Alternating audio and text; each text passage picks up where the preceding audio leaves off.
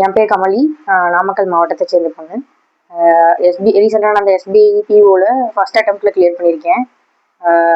Banking சொல்லிட்டு college படிக்கிறப்பே நினச்சேன். So அதனால் ரேஸ் இன்ஸ்டியூட் ஜாயின் பண்ணி படிக்க வச்சாங்க. அப்பா அம்மா 2 அண்ணா 3 பேரும். ஸோ சேலம் ரேஸில் தான் ஜாயின் பண்ணேன். பேசிக்ஸ் எல்லாமே அங்கே தான் கற்றுக்கிட்டேன்.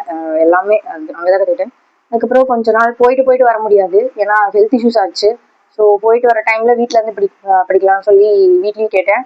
அப்பா அம்மா 2 பேரும் ஓகே சொல்லிட்டாங்க. வீட்டில் தறி தான் ஓட்டுறாங்க. அப்பா அம்மா 2 பேருமே தறி ஓட்டுறாங்க. அப்புறம் நானும் அண்ணாவும் சேர்ந்து படித்தோம். வீட்லேயே உட்காந்து படித்தோம்.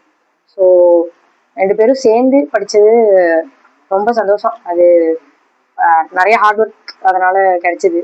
அண்ணாக்கு தெரியாது நான் சொன்னேன், எனக்கு தெரியாது அண்ணா சொல்கிறாங்க. அந்த மாதிரி படித்தோம். அப்புறம் நான் முதல்வன் அண்ணா போயிருந்தாங்க லாஸ்ட் டைம். ஸோ அதனால் நானும் நான் முதல்வன் அப்ளை பண்ணியிருந்தேன். SBI PO prelims and mains clear பண்ணதுக்கு அப்புறம் தான் நான் முதல் ரிசல்ட் விட்டாங்க. ஸோ இன்டர்வியூக்கு மட்டும் 1 மந்த் தான் அங்கே இருந்தேன்.